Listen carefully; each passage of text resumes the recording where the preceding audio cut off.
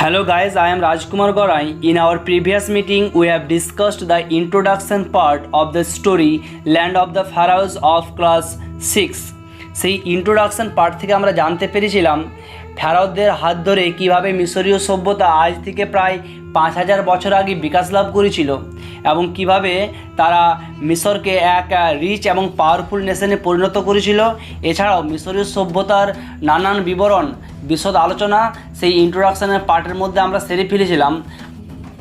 Today we will discuss the main part of the story, যেখানে একটা শিশু প্রথমবারের জন্য মিশর ভ্রমণ করছে। সেই মিশর ভ্রমণকালীন সে কী নতুন অভিজ্ঞতা তার মধ্যে সঞ্চার হচ্ছে, তাই হচ্ছে আজকের আলোচনার আমাদের মূল বিষয়। Let's read. Look at the picture, Cairo, Egypt. তাহলে ছবির দিকে তাকাও, সেখানে দেখবে মিশরের কায়রো শহরের চিত্র তুলে ধরা হয়েছে।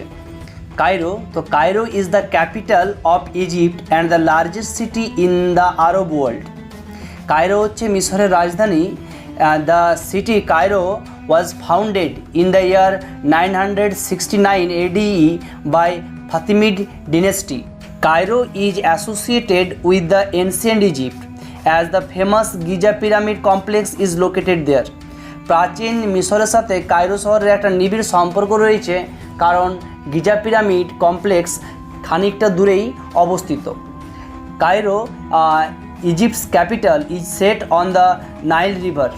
এই নীল নদীর তীরে এই কায়রো শহর অবস্থিত। পরের ছবিতে তাকাও। So finally we are in Cairo. যাক, অবশেষে আমরা কায়রোতে পৌঁছালাম। তাহলে আমরা বলতে এখানে কাকে বোঝানো হয়েছে? আমরা বলতে তোমরা একটু পরে বুঝতে পারবে। আমরা বলতে এখানে ঈশান এবং তার মাকে বোঝানো হয়েছে। দেখো ছবিতে একটা বাচ্চা ছেলের মুখ থেকে কথাটা বলা হয়েছে, তাই এখানে ঈশান তার মাকে বলছে, মা, আমরা অবশেষে কায়রোতে পৌঁছালাম। Look at the next picture. We are going to Giza, Ishan, to see the 3 great pyramids. Ishan, আমরা গিজাতে যাচ্ছি 3টি বড় পিরামিড দেখার জন্য। যদি দ্বিতীয় পিকচারটি ভালোভাবে লক্ষ্য করো, সেখানে তোমরা জানতে পারবে যে ঈশান বলল, মা, আমরা অবশেষে কায়রোতে পৌঁছালাম। তার উত্তরে মা বলছে, হ্যাঁ, আমরা কায়রোতে পৌঁছে গেছি, কিন্তু এখান থেকে আমাদেরকে গিজার উদ্দেশ্যে রওনা দিতে হবে, কারণ সেখানে 3টি বড় পিরামিড রয়েছে। এরপর আমি তোমাদেরকে গিজা সম্বন্ধে কিছু তথ্য প্রদান করছি। Giza is an Egyptian city on the West bank of the Nile near Cairo. Giza হচ্ছে এক মিশরীয় শহর যা নীল নদের পশ্চিম তীরে অবস্থিত কায়রো শহরের পাশে। And the distance between Cairo and the pyramids of Giza is about 14 kilometres.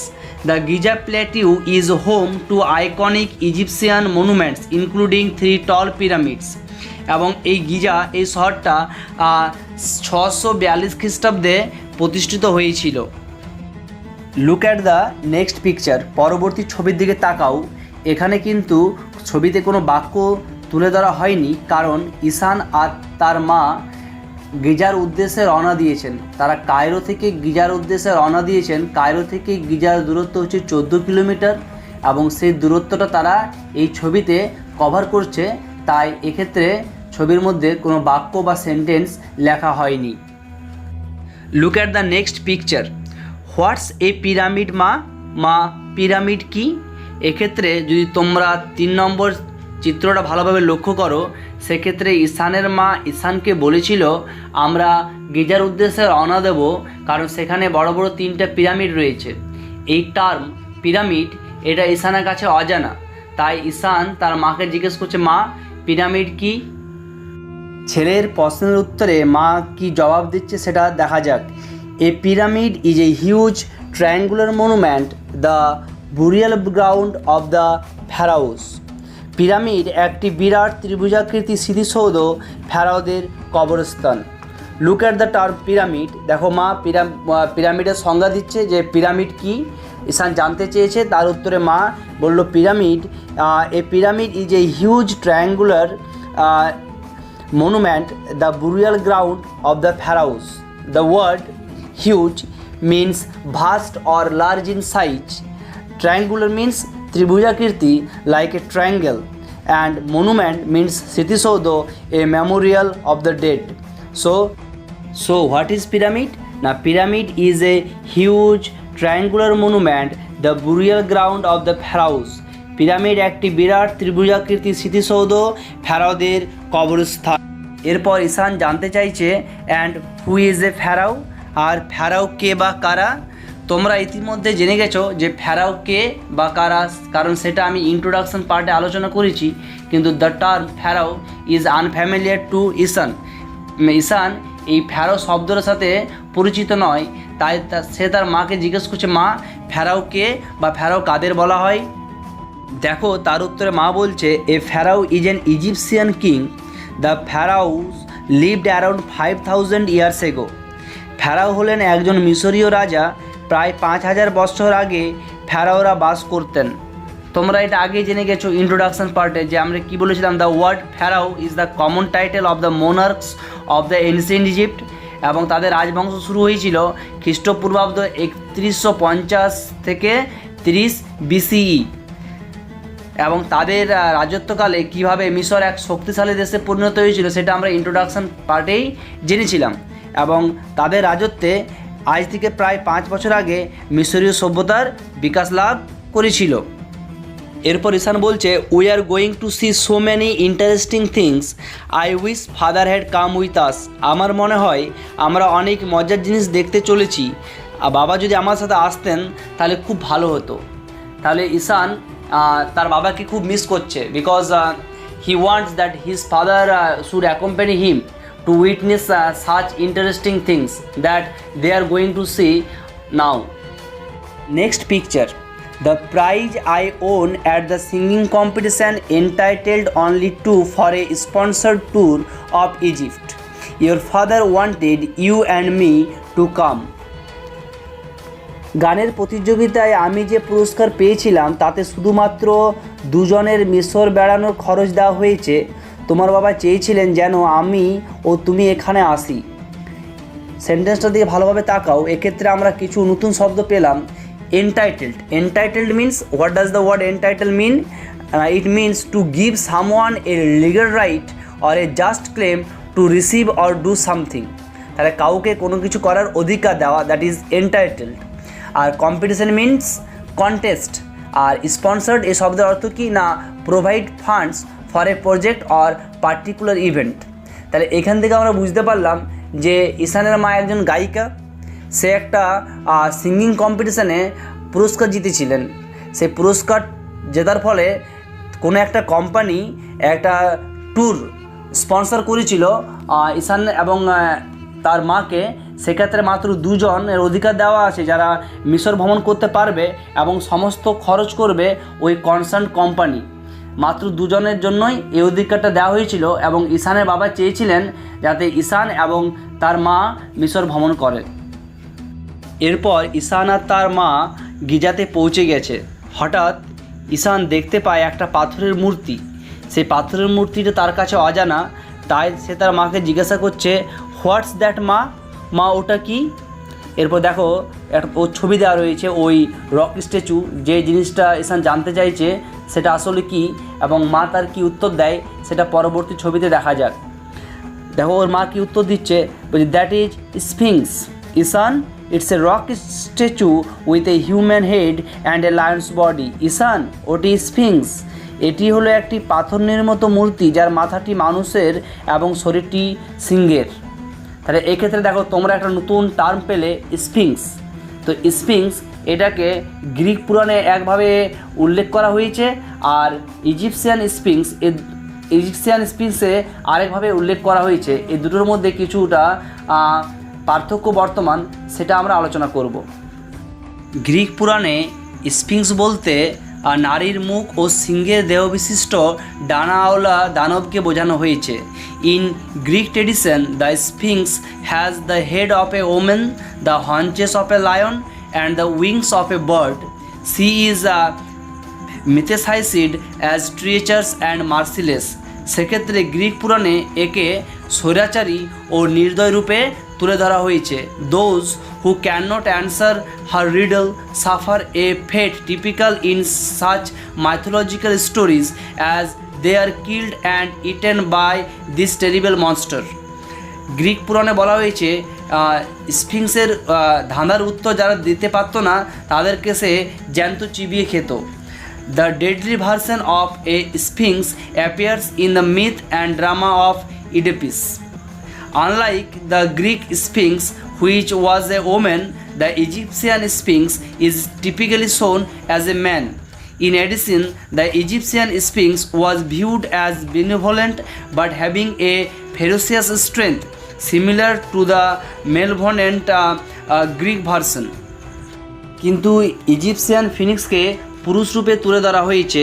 Egyptian Phoenix বলতে বোঝানো হয়েছে যার মুখটি হচ্ছে মানুষের মতো এবং শরীরটি হচ্ছে সিংহের মতো, কিন্তু গ্রিক পুরাণে যেমন ওকে স্বৈরাচারী হিসেবে তুলে ধরা হয়েছে, ইজিপশিয়ান ফিনিক্স কিন্তু শুভাকাঙ্ক্ষী, কিন্তু তার মধ্যে প্রচণ্ড শক্তি এবং তেজস্বের প্রতীক হচ্ছে স্ফিংস।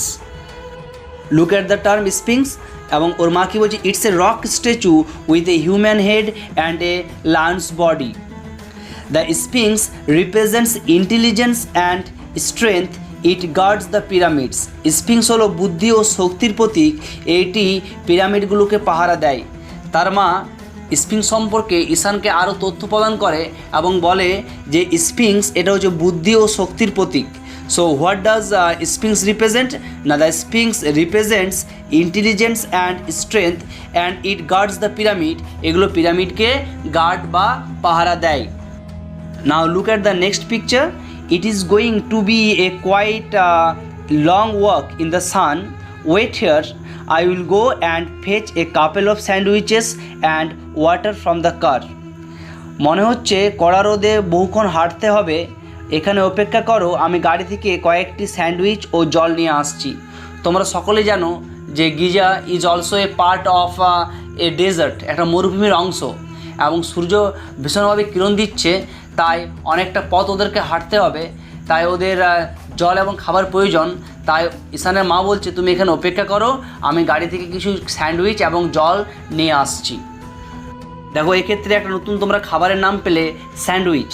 স্যান্ডউইচ মানে কি এক ধরনের খাবার বিশেষ, an item of food consisting of 2 pieces of bread with meat, cheese or other filling between them, and it is generally eaten as a light meal. His mother has gone to fetch sandwiches and water, so Ishan was alone present there. Look at the next picture. Ishan, এক্ষেত্রে ঈশানকে কেউ নাম ধরে ডাকছে। দেখো ঈশানের তোমরা চেহারাটা দেখলে বুঝতে পারবে সে খানিকটা অবাক হয়ে গেছে এবং তার সাথে একটা ভয়ও পেয়ে গেছে যে আমাকে এই সময় কে নাম ধরে ডাকলো। দেখো পরবর্তী ছবিতে স্ফিংস কিন্তু ঈশানকে আবার পুনরায় ঈশান ঈশান বলে নাম ধরে ডাকছে। তখন দেখো পরবর্তী ছবিতে ঈশান বলছে, মা the sphinx is talking to me. মা দেখো স্ফিংস আমার সাথে কথা বলছে। But Ishan's mother was already gone, কিন্তু ইতিমধ্যে ঈশানের মা সেখান থেকে রওনা দিয়েছে, কারণ একটু আগে আমরা জানলাম ঈশানের মা কী বললো, তুমি এখানে ওয়েট করো, আমি তোমার জন্য কার থেকে স্যান্ডউইচ এবং জলখাবার নিয়ে আসছি। তাই ঈশানের মা ইতিমধ্যে চলে গেছে এবং সেই মুহূর্তেই স্ফিংস ঈশানের সাথে কথা বলা শুরু করেছে। How do you know my name, যে আপনি আমার নাম কিভাবে জানলেন, এটা ঈশান প্রশ্ন করছে স্ফিংসকে। And it's a parts of a daydreaming, এটা সাধারণত এক প্রকার কল্পনা। ঈশান এখানে কল্পনা করছে যে স্ফিংস যেন জ্যান্ত হয়ে উঠেছে এবং তার সাথে কথা বলছে।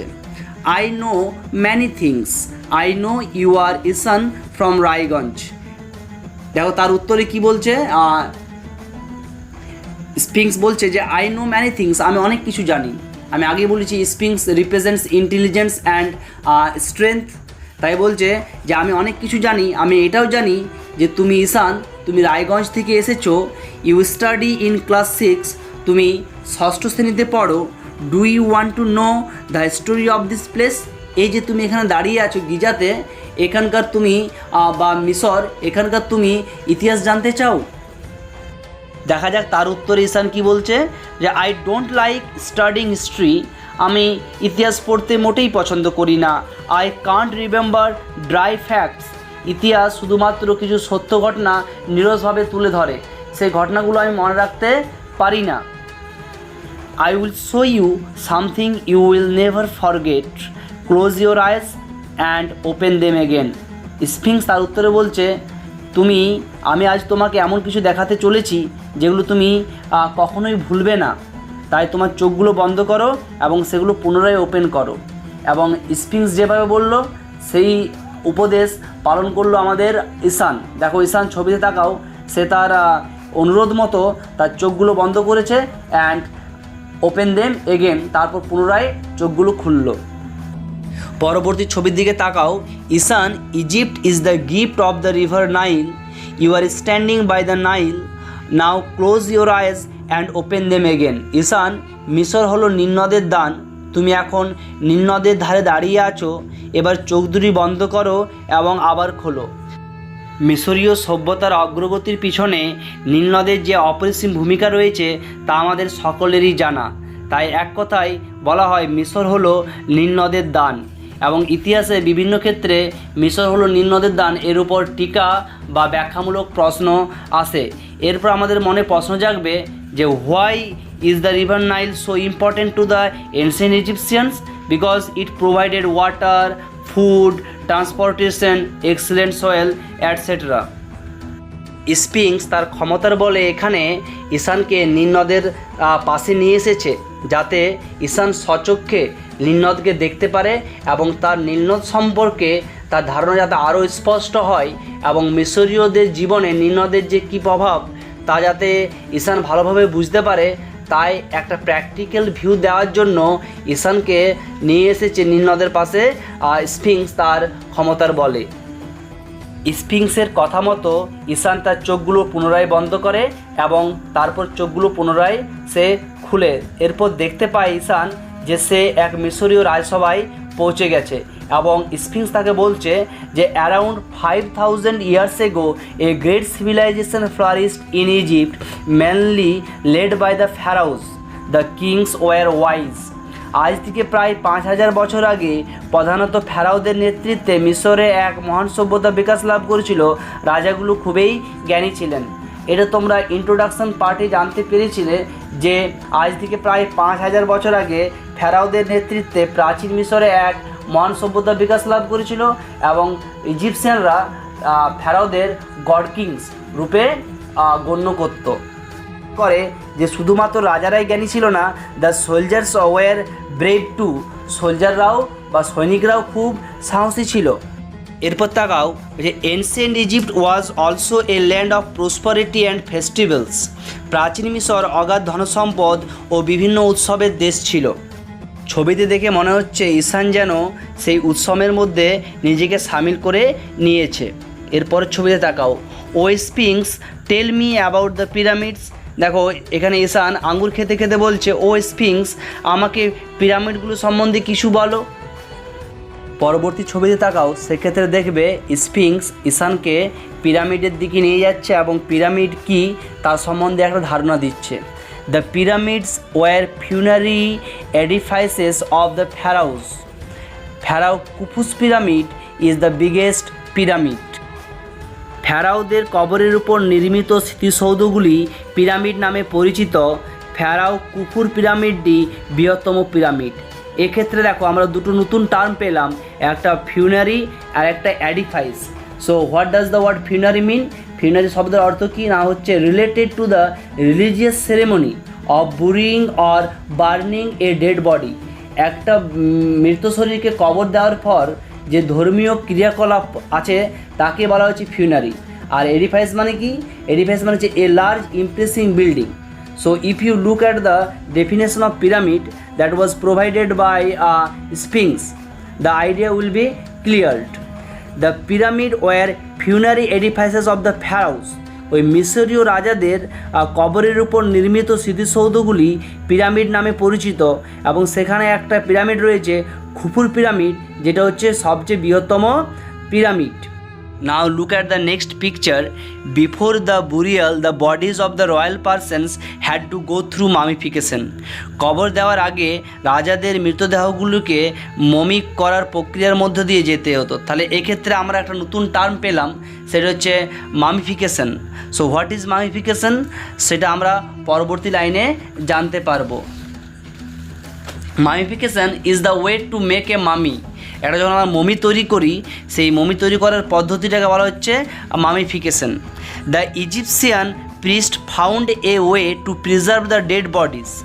Spices, chemicals and oils were used by them, and that is how they made a mummy.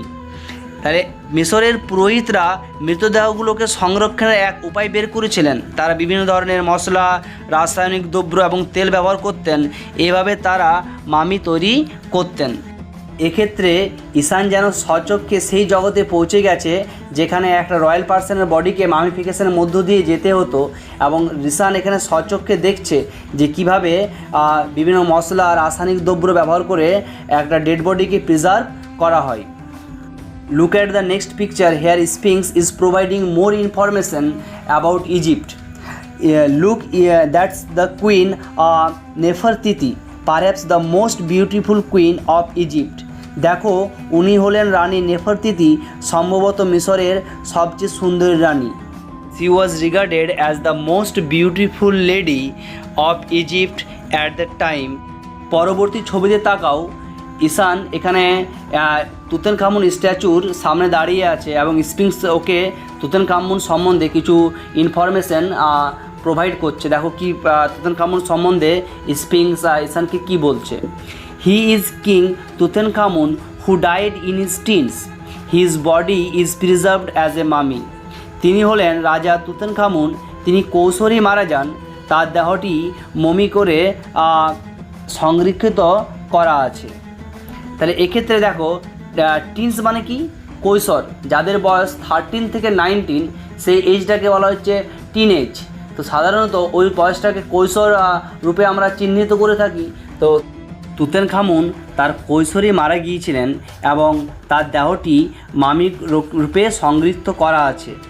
That's Howard Carter who discovered Tutankhamun's tomb in 1922। উনি হলেন হাওয়ার্ড কার্টার, যিনি 1922 খ্রিস্টাব্দে তুতেনখামুনের স্মৃতিসৌধ আবিষ্কার করেন। হাওয়ার্ড কার্টার তিনি একজন ব্রিটিশ প্রত্নতত্ত্ববিদ ছিলেন, যিনি 1922 খ্রিস্টাব্দে তুতেনখামুন এর দেহটি, এর মমিটি আবিষ্কার করেছিলেন। এরপর দেখো, ওর মা সেখানে এসে হাজির হয়েছে। I see you have not moved from the spot since I left you. আমি দেখছি যে যখন থেকে আমি তোমাকে ছেড়ে গিয়েছি তুমি একই জায়গায় আছো। Look at the next picture. Here the boy Ishaan is mystified. He was daydreaming and his daydream came to an end with the voice of his mother. তাই সে যেন চমকে গেল মায়ের কথা শুনে। এরপর দেখো ওর মা কী বলছে ওকে। We are going to see a lot of amazing things yet the pyramid of pharaoh Khufu and tomb of Tutankhamun. আমরা আরও অনেক বিস্ময়কর জিনিস দেখতে চলেছি, ফ্যারাও কুফুর পিরামিড এবং তুতেনখামুনের স্মৃতিসৌধ। কিন্তু আমরা অলরেডি জেনে গেছি যে এগুলো স্ফিংক্স তার ক্ষমতার বলে ঈশানকে এগুলো সম্বন্ধে তথ্য দিয়েছে। শুধু তথ্যই দেয়নি, সেগুলো চাক্ষুষ দর্শনও তাকে করিয়ে দিয়েছে। তাই দেখো এরপর ঈশান কি উত্তর দেয়। মা, Khufu's pyramid is the largest in Egypt and Tutankhamun was a teen emperor. মা, খুফুর পিরামিডটি বিশ্বের সবচাইতে বড় পিরামিড এবং তুতেনখামুন একজন কিশোর সম্রাট ছিলেন। ঈশানের এই উত্তরে মা রীতিমতো অবাক হয়ে গেছে। তাই বলছে, I am immensely surprise that pharaohs and Egyptian history is so well known to you Ishaan. Are you beginning to like history. আমার খুবই অবাক লাগছে যে ঈশান, ফ্যারাও ও মিশরীয় ইতিহাস তোমার ভালোই জানা আছে। তুমি কি ইতিহাস ভালোবাসতে শুরু করেছো? তখন তার উত্তর ঈশান বলছে, yes mother, I have started to love history. হ্যাঁ, আমি ইতিহাস পছন্দ করতে শুরু করেছি। Look at the next picture. সেক্ষেত্রে যখন ঈশান স্ফিংক্সকে পার হয়ে চলে যাচ্ছে, তখন স্ফিংক্সকে সে ধন্যবাদ জানাচ্ছে। Thank you sphinx. স্ফিংক্স তোমাকে ধন্যবাদ। কী জন্য ধন্যবাদ জানাচ্ছে? For providing him so much interesting things about Egypt and Egyptian history. That's the end of the chapter. I hope you have gathered a lot of knowledge from this episode, and I think it will help you immensely for your exam preparation. Thank you. Have a nice day. In our next video, we will discuss the exercises of this chapter. Till then, goodbye, stay safe and healthy.